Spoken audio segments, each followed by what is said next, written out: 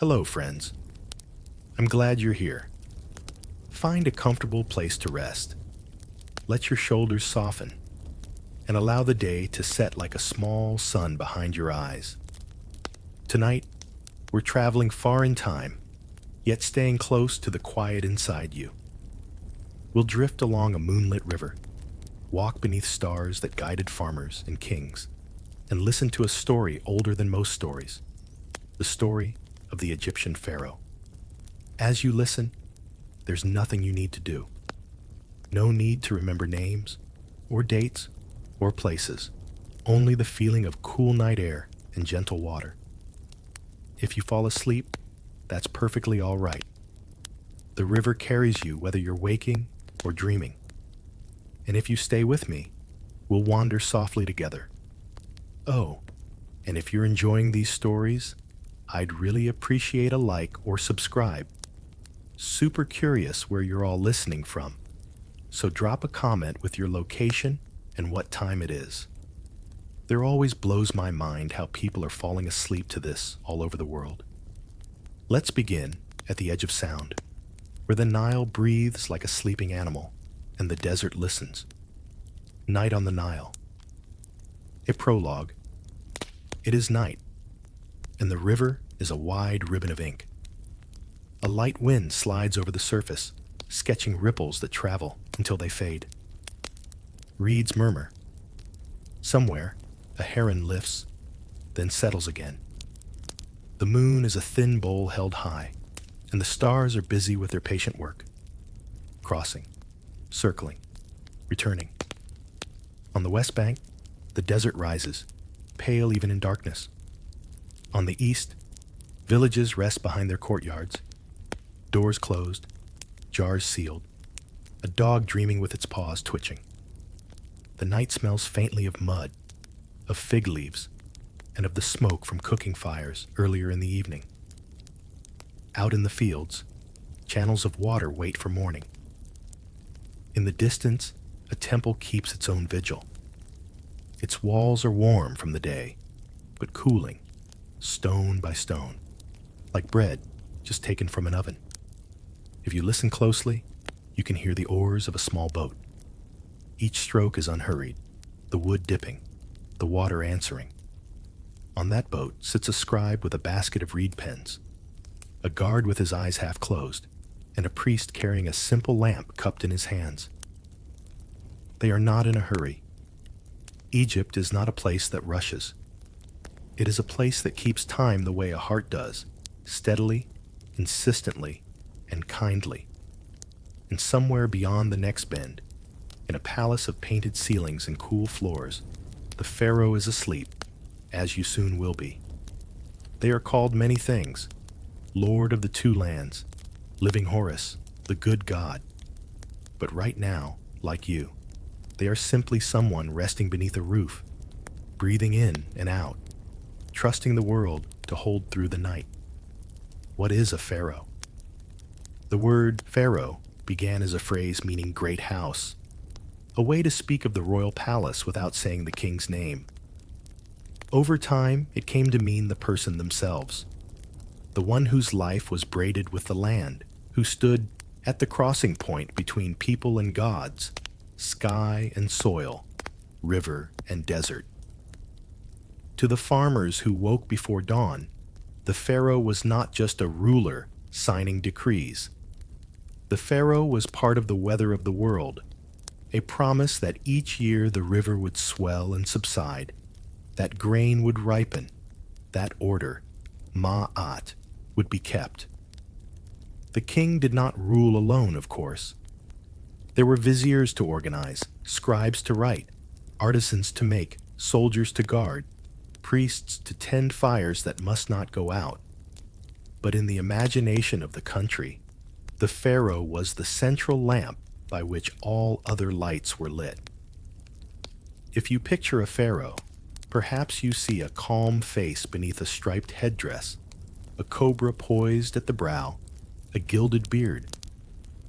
Perhaps you see them seated, hands resting with the crook and flail, the symbols of care and authority. But also imagine simpler moments, A cup of cool beer in the afternoon shade, a cat weaving between sandals, the quiet weight of a crown at the end of a long ceremony, set down on a table with a sigh of relief. Even a living god needs to unclench their shoulders.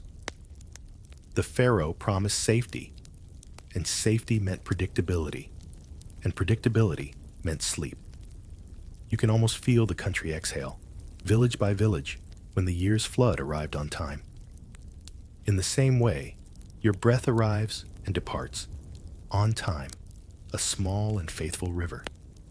Ma'at, the balance of the world. Egypt had a word for the delicate balance that keeps everything from falling apart. They called it Ma'at. It meant truth, justice, rightness, proper measure. But it also meant the smoothness of a well-made door swinging on its hinges, and the fairness of a merchant's scales weighing grain without cheating. Ma'at was a goddess with a feather on her head, and that feather was light enough to judge a heart. In stories of the afterlife, the heart of a person was weighed against Ma'at's feather. A balanced heart could pass on, and a heavy one could not. The Pharaoh did not invent Ma'at. Ma'at existed the way the dawn exists. The king's task was to align with it, to keep chaos at the edges, where the desert begins and the nameless things live. This is why ceremonies mattered. The first plowing of a field, the offering to a temple, the pronouncement of a law, the correction of a crooked measure. Each action was like placing one more small stone in a wall that held the river in its proper bed. You can sense Ma'at in your own body now. The balanced length of your inhale, the equal length of your exhale, the easy weight of your hands resting wherever they've settled. If your thoughts pull toward worries, let them drift to the far bank. The king has priests and officials to handle the accounts. You tonight have permission to do nothing but be. Birth of kingship. Long before the pyramids, before the wide avenues of columns and the iron dark obelisks, Egypt was a long thread of villages stitched along the Nile. In the north, the river spread its fingers into a green delta. In the south, the valley narrowed and the cliffs came close. Two lands, two crowns, two ways of living, and then, slowly, one. The story of unification is often told with the image of a king wearing two crowns, the white, tall crown of the south and the red, curling crown of the north, combined into a single symbol. Whether the joining was peaceful, patient, or pushed along by those who wanted it most, the result felt natural, like the river's yearly return. A single ruler meant a single calendar, a single set of weights and measures, a single promise that disputes would be settled and roads kept safe. Imagine the early courts. Not the grand palaces yet, but halls of mud bricks smoothed and painted, beams of wood crossing overhead, officials with shaved heads and clean linen, the air smelling of rush mats and ink made from soot. At the center, the king listens. An envoy from a northern village complains of a boundary mark moved too close to his field. A southern boatman asks for permission to ferry stone. The king nods, speaks softly, and scribes record. The world is nudged toward rightness, inch by inch, case by case. Outside, life continues. A potter spins a wheel with his foot. A child chases a hoop. The river carries small boats like thoughts. In the distance, the desert holds its breath, a vast, attentive listener. Kingship was not a roar. It was a long, even tone. The house of the king palaces in Egypt were not meant to last forever the way temples were. Temples were for gods. Stone, patient, meant to be renewed and rebuilt across centuries. Palaces were for living. Wood, plaster, cool rooms that caught the breeze. Still, When you walk their foundations in your mind, you can feel the calm. Let's enter quietly. We pass courtyards where sunlight makes white walls glow.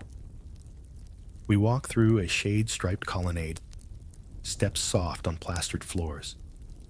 Servants carry trays of bread and jars of beer.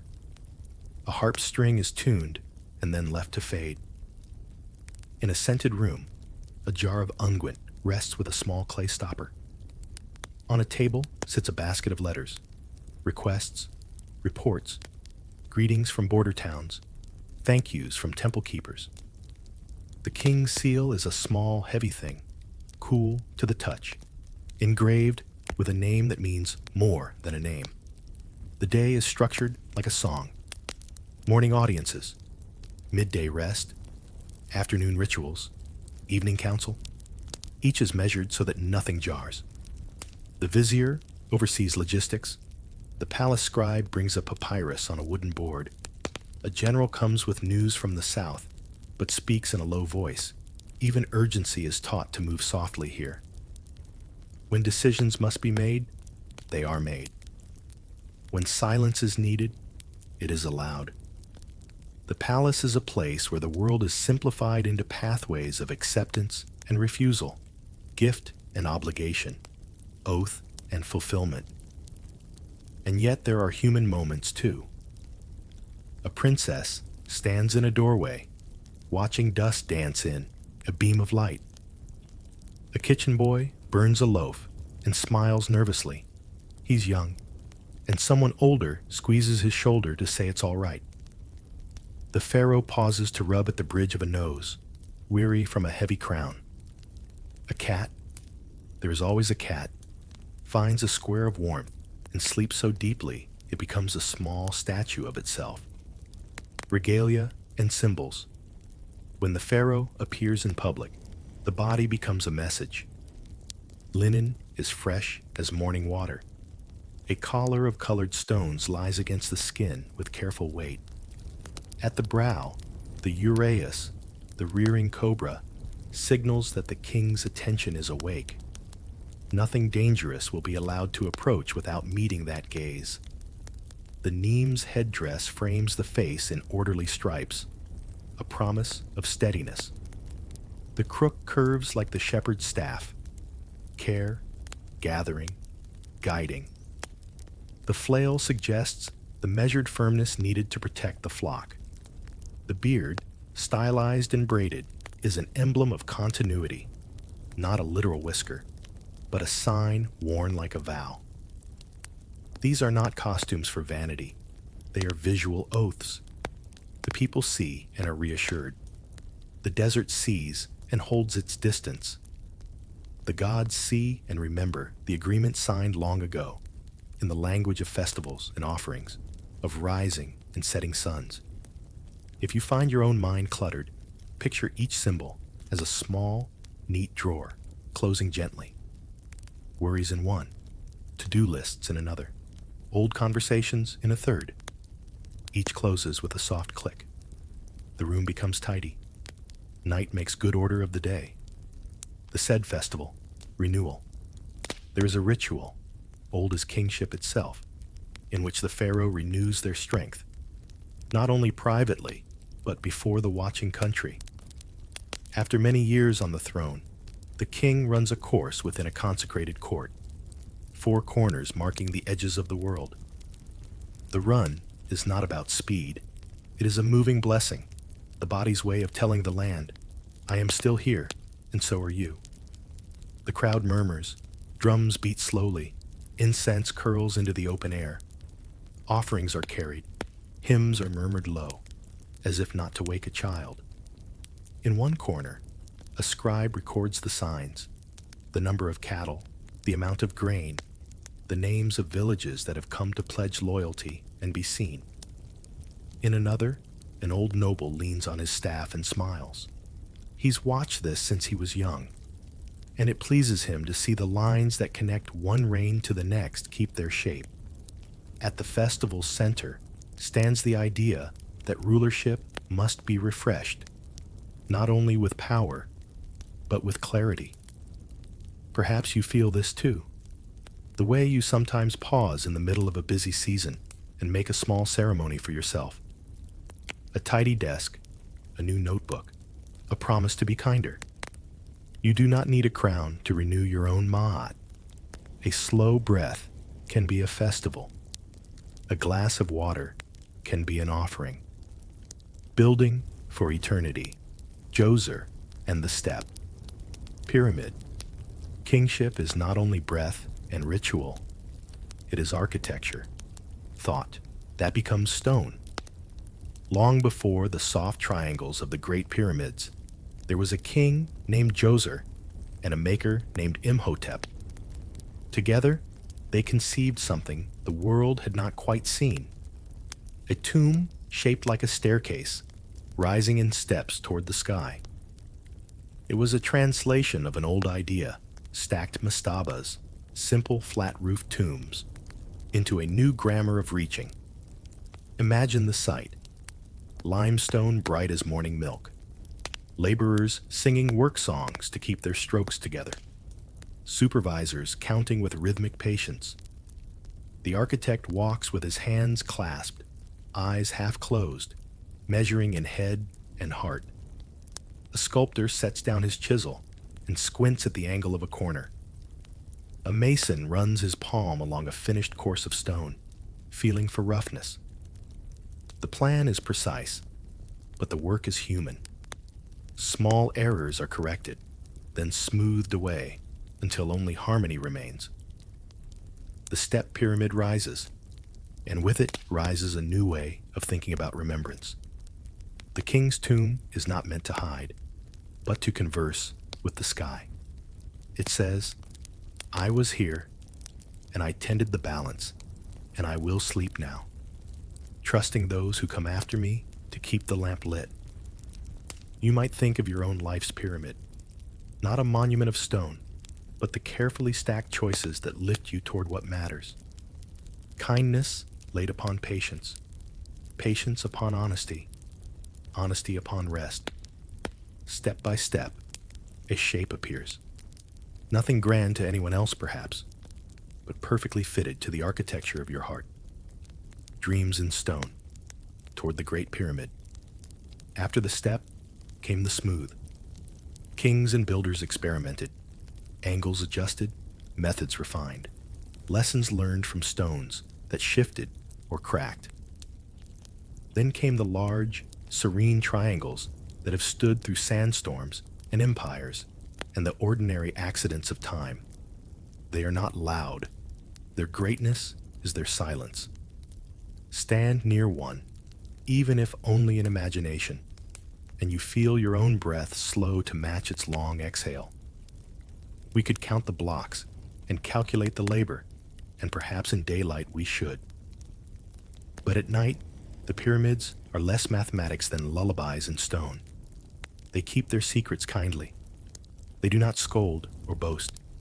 They simply continue as the river continues, as your breath continues. In their shade, a king sleeps, and in your bed, you do too. We will later visit queens and generals, temples full of painted stars, a city that rose for a new sun and then sank back into ordinary light. We will meet a boy king who loved to hunt in the marshes and a man who carved mountains into doorways for the dawn. But for now, let's stay with the feeling that rises from the ground itself. Patient, balanced, aware of endings and beginnings, and unconcerned by the hurry that tires us. A day gently closes. The palace grows quiet. Lamps are trimmed.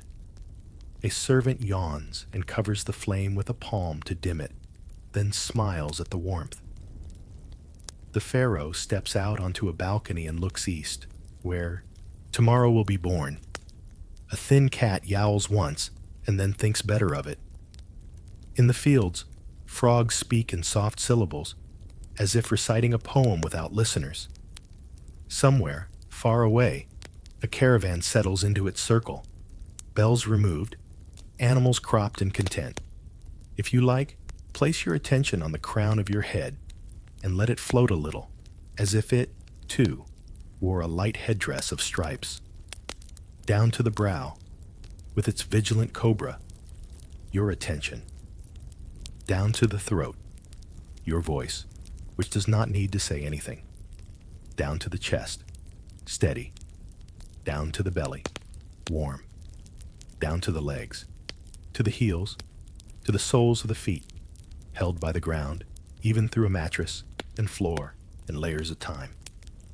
The earth has been catching sleepers longer than any story can tell. Tonight, Egypt keeps watch with you. The river creases, smooths, creases again. The stars move famously slowly. The gods, if they are awake, speak in tones too wide and deep to worry us. The Pharaoh dreams the same dream all good leaders dream, that in the morning the world will still be balanced, and the first light will find every door still where it should be. The queen's voice. In Egypt, the queen was not merely an ornament at the king's side. She was great royal wife, mother of the king, sometimes daughter of the king, titles woven with duty, lineage, and the quiet influence that ran beneath the throne. Her presence was part of the kingdom's balance. The pharaoh, in his public role, faced the wide world. Diplomacy, war, ritual. The queen often faced the inner world, the household, the dynastic future, the subtle bonds between noble families. Her work was less about decrees and more about relationships, the kind that could last for decades. Imagine her morning. The air in her private quarters is cool, shaded by lattice work. She receives a tray with bread, figs, and a small jug of honeyed beer. Servants fan the air gently, not for show, but to keep away the first flies of the day. A scribe enters, kneels, and reads letters from her estates, reports on fields of flax, the health of workers, the birth of calves. Each detail is a stitch in the great cloth of the kingdom's prosperity. Her voice may never be heard in the council chamber, but it is heard in quieter places, in the choice of which noble daughters are married into which families, in the temple offerings made on her behalf, in the household education of princes. Sometimes her influence is not spoken of at all. It is simply understood, like the Nile's yearly flood. In times of crisis, the queen could act decisively. If the king was away on campaign or ill in bed, she could oversee important matters, speak to the vizier, send instructions to the treasuries. And if she were mother to the next pharaoh, her authority in the palace would grow, for the future of the two lands would pass through her hands. Hatshepsut's quiet power. Among Egypt's queens, one name rises softly, yet firmly: Hatshepsut. She began as great royal wife to Thutmose II, then regent for the young Thutmose III. But instead of simply guarding the throne until the boy came of age, she stepped into kingship herself. This was not done lightly. Egypt was accustomed to kings as men, embodiments of Horus the falcon god. For a woman to take the full titulary of a pharaoh required both courage and subtlety. Hatshepsut did it with the grace of someone rearranging the furniture of tradition so quietly that few noticed until the room felt better for it. Her portraits evolved. At first, she appeared as a queen, in flowing linen and feminine form. Later, she wore the Neem's headdress, the false beard, the kilt of a male king. These were not disguises, but translations. Her way of speaking the visual language of pharaohs, so that the gods, the court, and the people all understood her right to rule. Hatshepsut's reign was peaceful and prosperous. She turned her focus to trade, commissioning expeditions to the mysterious land of Punt, said to be rich in incense, myrrh trees, and gold. The ships returned laden with goods, and on the walls of her mortuary temple at Deir el-Bahri, The scenes are carved: tall ships, strange huts, exotic animals, and myrrh trees planted in Egypt's soil. Deir el-Bahri itself is a hymn in stone. Terraces rising in harmony with the cliffs behind them, colonnades that catch the morning light, ramps that guide the eye upward as if toward heaven itself. Here, priests offered daily rites to her spirit long after her passing. Even today, standing in its embrace, one feels a quiet, steady order, the signature of Hatshepsut's reign. Her story did not end smoothly. Later kings tried to erase her name, chiseling it from walls, as if forgetting could change what had been. But stone remembers, and so do we. In the hush of history, her voice still speaks, calm and assured, saying, balance can be kept in many forms. A river of grain. Egypt's life was the Nile's life. The river rose in summer, flooding fields with dark, fertile silt. When the waters receded, farmers planted barley, emmer wheat, flax. By spring, the grain was ripe. By early summer, it was stored in tall mud brick granaries, safe from damp and rodents. The Pharaoh's duty was to keep this cycle steady, to maintain irrigation canals, resolve disputes over water rights, and ensure that taxes and grain were collected fairly. This was not just economics, it was survival. Grain fed the workers who built temples, paid soldiers, and supported the scribes and artisans who gave Egypt its culture. In a good year, the surplus was stored for leaner times. In a bad year, the pharaoh's reserves could mean the difference between hunger and stability. This was another face of Ma'at: fairness in distribution, the careful guarding of plenty. Picture the harvest: men and women cutting stalks with flint blades, children gathering fallen heads of grain, oxen pulling sledges piled high. The air smells of chaff and dust. A scribe sits nearby with a small board and reed pen, tallying the yield in swift, practiced strokes. In the distance, the river glints, patient, constant. As night falls, the fields grow silent. The granaries stand like guardians in the moonlight, their walls holding the promise of another year's life. And somewhere in the palace, the pharaoh sleeps knowing the country is fed. Craft and color. If the Nile fed Egypt's body, its artisans fed Egypt's soul.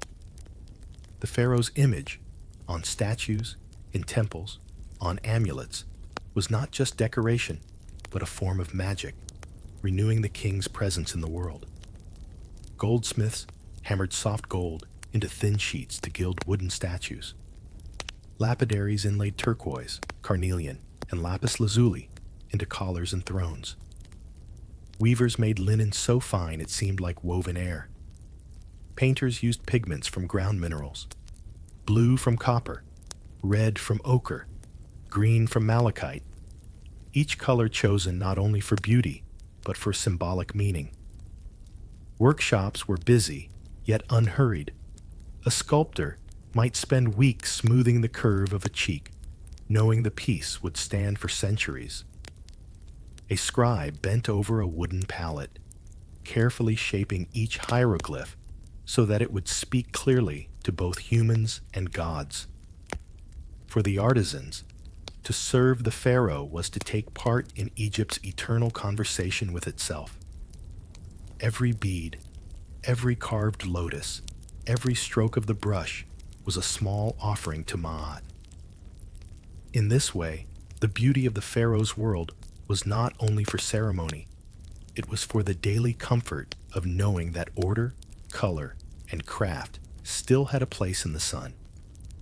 Temples of life temples in ancient Egypt were not just places of prayer. They were the beating heart of the land, storehouses, schools, workplaces, and bridges between the human and divine.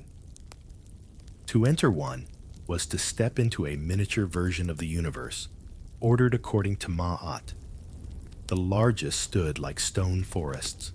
Columns as wide as tree trunks rose toward ceilings painted with stars. Hieroglyphs climbed the walls like vines, each carved sign a leaf in a never-ending text. The air was cool and faintly scented.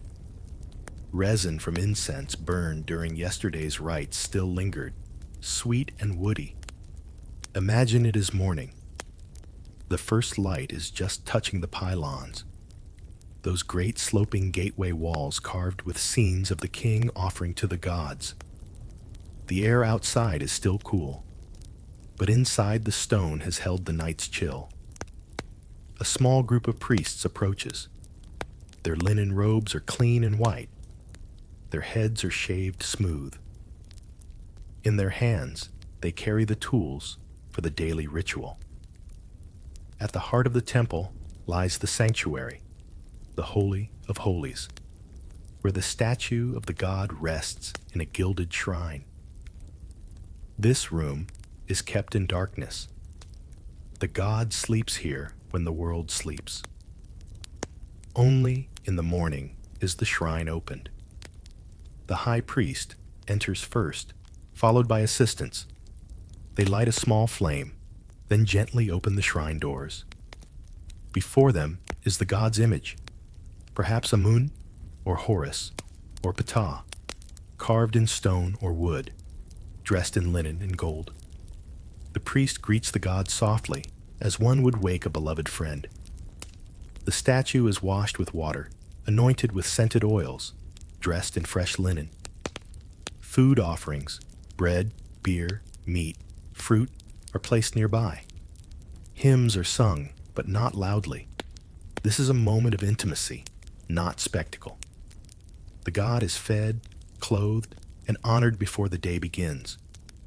Once the rite is complete, the food is taken to the temple kitchens, where it will be shared among priests and workers. The divine meal becomes human meal, a cycle of giving and receiving. The doors are closed, and the god returns to the quiet of the shrine until the next dawn. Outside, the temple grounds are alive. Farmers bring offerings and thanks for good harvests. Scribes keep records of donations. Artisans carve new reliefs, guided by overseers who ensure every figure, every hieroglyph is correct. Children run errands for their parents. The temple is not apart from daily life.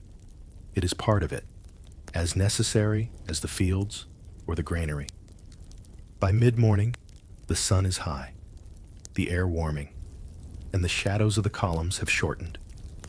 But deep inside the temple, the sanctuary remains dim, cool, and still, holding the god's presence like a hidden flame. Empire in edges. There were times when Egypt's borders reached far beyond the Nile Valley. Under kings like Thutmose III, armies marched to the north and south, not only to conquer, but to secure trade routes, gather tribute, and ensure that Egypt's position in the world remained strong. Thutmose III was called the Napoleon of Egypt by modern historians, though his style was slower, more patient. He led at least 17 campaigns, yet each was part of a larger rhythm: expansion when needed, consolidation when wise. The edge of empire was never a hard wall. It was a zone of meeting, where goods, ideas, and people flowed. From Nubia came gold, ebony, ivory, and skilled archers. From the Levant came cedar wood, fine oils, and horses. From further still came lapis from Afghanistan, tin from Anatolia, and tales from lands most Egyptians would never see. Imagine the return of an expedition. The harbor is busy, ships heavy with goods. Soldiers step ashore, their sandals dusty from long marches. Officials check inventories, tallying jars of oil, bundles of incense, chests of gold. A scribe writes down every item, his reed pen scratching softly over the papyrus. In the palace, the pharaoh receives reports in the cool of the audience hall. There are maps, painted on papyrus, showing distant cities and winding roads. Envoys from foreign lands bow and present gifts, their words translated by interpreters. The king listens, sometimes speaking, sometimes nodding, always aware that his role is not just to rule Egypt, but to be Egypt's voice in the world. Yet even in the midst of politics and conquest, the pharaoh's duty to Ma'at remains. The aim is not endless expansion, but a balanced realm, strong enough to be safe, wise enough to know when to rest. Amarna Dusk. There was one pharaoh who chose a different path entirely, Akhenaten. He shifted Egypt's focus to the worship of a single god, the Aten, the sun disk. The change was not only religious, but artistic, political, and personal. Akhenaten moved the capital to a new city, Akhetaten, now known as Amarna. The city rose quickly on the east bank of the Nile, wide avenues, open temples without roofs, so the sun could reach the altars directly, palaces with painted floors showing fish, flowers, and flowing water. Art from this period is unlike anything before or after. Figures are shown with elongated heads, narrow faces, soft bodies. Scenes show the royal family in moments of affection, Akhenaten and his queen Nefertiti playing with their daughters, the Aten's rays ending in tiny hands offering life. It was a city of sunlight, but its brightness was brief. After Akhenaten's death, Egypt returned to its old gods and old ways. The city was abandoned, its buildings left to the wind and sand. Today, the ruins are quiet. You can walk through the outlines of palaces and feel the open sky above you, the same sky Akhenaten worshipped. The sun still touches the stones in the morning, but there are no priests to sing hymns to the Aten. Only the wind carries a faint echo of a rain that was both daring and fleeting. Boy under the stars, Tutankhamun. In the long line of Egypt's pharaohs, there is one name that glows a little brighter for us today, not because of his deeds in life, but because of what was found after his death. Tutankhamun. He came to the throne very young, perhaps only 9 years old. The crown was far heavier in responsibility than in weight, and so his days were guided by advisors, priests, and scribes. He had inherited a kingdom unsettled by the religious changes of Akhenaten's reign. His task, though given to him in childhood, was to restore the old ways, to return the temples to Amun and the other gods, to heal the fractures in Egypt's heart. Picture the young king in his palace at night. Outside, the air is warm, the desert stars so many they seem to hum. Inside, the rooms smell faintly of lotus and resin. On a low couch, Tutankhamun listens as a tutor reads from ancient texts, hymns to Ra, the wisdom of old sages. A favorite dog lies at his feet. In the distance, the Nile moves steadily, as if whispering reassurance. Though his reign was short, less than a decade, it was marked by careful rebuilding. Temples closed under Akhenaten were reopened. Priests resumed their duties. The statues of old gods were restored to their sanctuaries, but his life was not free from shadows. Tutankhamun was frail, likely plagued by illness. Some days, walking was difficult, yet the role of pharaoh demanded appearance as much as action, and so he stood in ceremony, wore the crowns, and held the symbols of kingship. When he died, still a young man, barely out of adolescence, his burial was hurried. His tomb in the Valley of the Kings was small for a king, likely intended for another noble. But what it lacked in size, it made up for in preservation. For over 3,000 years, it lay sealed, untouched, hidden under debris. Then, in 1922, Howard Carter's team found the steps leading down. The chamber they entered was full of treasures: golden shrines, inlaid furniture, alabaster jars, chariots, and the famous golden mask that still looks into the eyes of all who meet it. It was a moment that lit the modern world's imagination. But for the boy king, perhaps it was simply the completion of his journey, resting quietly among the objects he had known in life. Some nights, when you see a bright star, you can imagine it over the Valley of the Kings, where Tutankhamun still sleeps, the boy under the stars, Ramesses and memory. If Tutankhamun's reign was like a brief flame, the reign of Ramesses II was a long, steady torch. He ruled for more than 60 years, long enough to see his children grow old, long enough to carve his image into stone across Egypt, long enough to become a legend even before his death. He was a builder above all. Temples, statues, and obelisks bearing his name rose from the Delta to Nubia. His most famous work may be the temples of Abu Simbel, carved directly into the cliff face, guarded by 4 colossal seated figures of the king. At dawn, twice a year, sunlight reaches deep into the sanctuary to illuminate the statues of the gods and of Ramesses himself, seated within. He was also a storyteller. At the Battle of Kadesh against the Hittites, the outcome was more a draw than a victory, but in temple reliefs and inscriptions, the event became a triumph.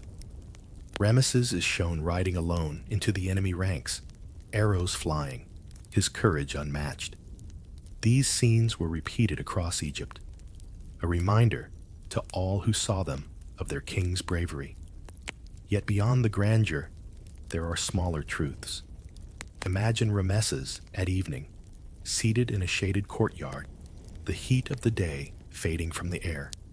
His grandchildren play nearby. A scribe reads aloud a letter from a distant garrison.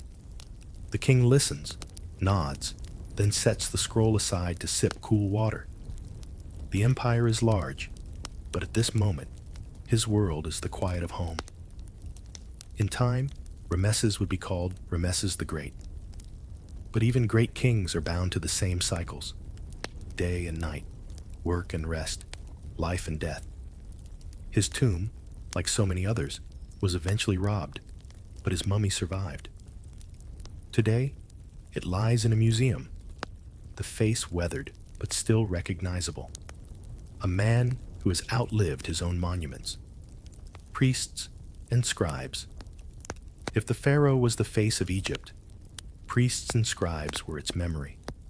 They kept the knowledge that allowed the kingdom to function, the rituals that fed the gods, the records that measured harvests, the words that preserved history. Priests served in rotations, spending part of the year in the temple and part in ordinary life. Their duties were precise: waking the god statue each morning, offering food, changing linen, burning incense, singing hymns. They purified themselves before each service, bathing, shaving, wearing only fresh linen, so that nothing impure entered the god's presence. Scribes were the quiet engineers of the state. They recorded everything: the number of loaves baked for the workers, the taxes collected in grain, the laws issued by the court. They wrote not for themselves, but for permanence. A carved inscription in a temple might still be read thousands of years later, as you and I are reading it now. In a small, sunlit room, a young apprentice sits cross-legged, copying lines from an older papyrus. His teacher, patient but firm, corrects the angle of a sign, the curve of a bird's beak. Outside, the market hums with life, but here, time is measured by the steady rhythm of reed on fiber. Without priests, the gods might feel neglected. Without scribes, the kingdom might forget itself. Together, they kept Egypt's heart and mind in balance. Next, we can flow into House of the Dead, mummification as care, and the journey to the afterlife. Books of the night, the spells and guides for the soul's passage. Quiet declines, the slow fading of pharaonic power. House of the dead, mummification and care. In ancient Egypt, death was not an ending. It was a crossing. From the familiar banks of the Nile to the hidden fields of the afterlife. But such a journey required preparation, and so the art of mummification was born. The house of the dead was not a gloomy place. It was quiet, yes, but purposeful. Here, embalmers worked with the precision of craftsmen and the reverence of priests. The air smelled of resin, natron, and fresh linen. Outside, the desert heat pressed down, but inside, the thick mud brick walls held a cool, dim stillness. The process began soon after death. The body was brought to the embalmers, who greeted it with ritual words. This was not simply a lifeless form. It was the vessel of a person who had walked under the sun, spoken with friends, eaten bread from the Nile's harvest. That life was honored in every step that followed. First came cleansing, washing the body in water from the Nile. Then, the removal of organs, each preserved separately in special jars, guarded by the 4 sons of Horus. The heart, thought to be the seat of thought and emotion, was often left in place, for it would be weighed in the afterlife against the feather of Ma'at. The body was packed and covered with natron, a naturally occurring salt, which drew out all moisture. This could take over a month. While the natron worked, priests recited spells, ensuring the spirit knew it was cared for. When the drying was complete, the skin was anointed with fragrant oils. Linen bandages, sometimes hundreds of meters long, were wrapped layer by layer. Amulets were placed within, a scarab for protection, an eye of Horus for health, a small figure of a god to guide the way. Each wrapping was accompanied by words. The mouth was touched in the opening of the mouth ceremony, so the deceased could breathe, speak, and eat in the afterlife. Finally, the mummy was placed in a coffin, sometimes one inside another like a set of protective shells. The outer coffins could be painted with gold, their surfaces covered with spells and images of gods welcoming the soul. When ready, the coffin was taken in a slow procession to the tomb. Family followed, carrying offerings of bread, beer, meat, and flowers. Musicians played, their soft notes carrying over the sand. In the tomb, the mummy was placed in the burial chamber. Around it were objects needed for eternity: furniture, clothing, food, tools, and even games. The tomb door was sealed, the offering rituals begun, and the soul's journey began.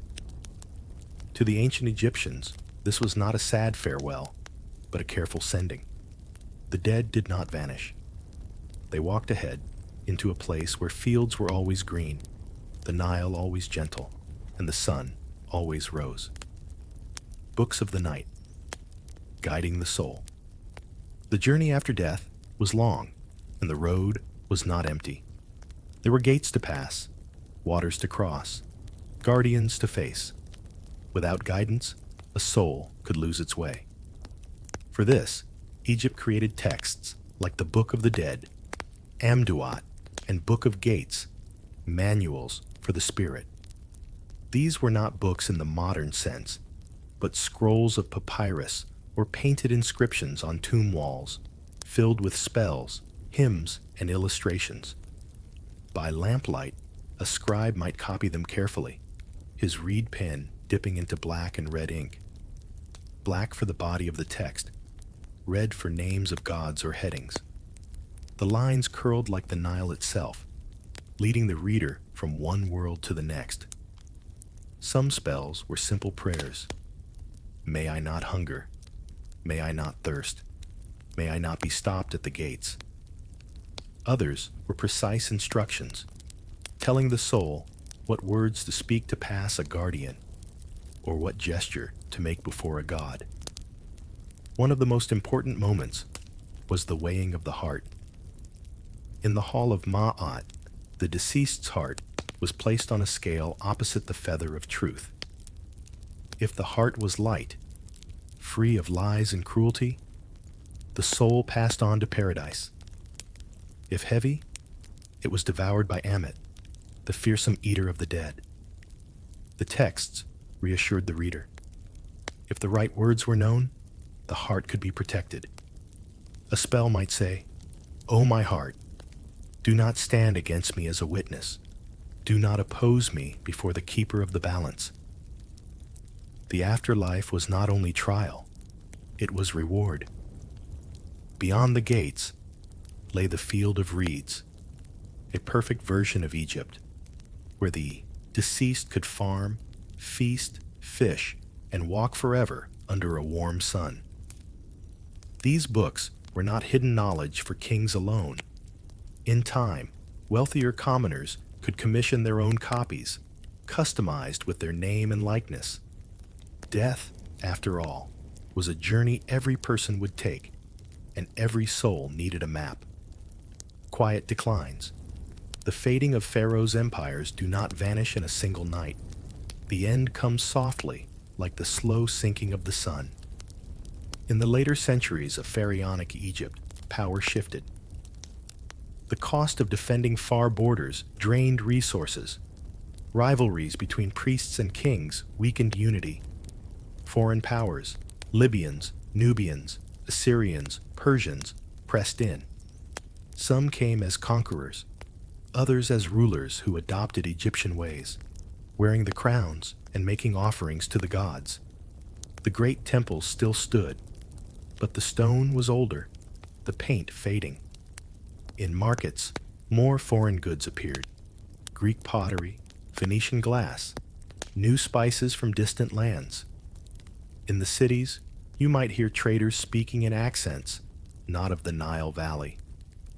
The Nile still flooded, the fields still turned green, but the center was no longer as strong. Egypt became one part of larger empires. First Persian, then Macedonian under Alexander the Great, then Roman. The old gods were worshipped still, but their temples stood beside new shrines. And yet, even in decline, the thread of Egypt's identity held.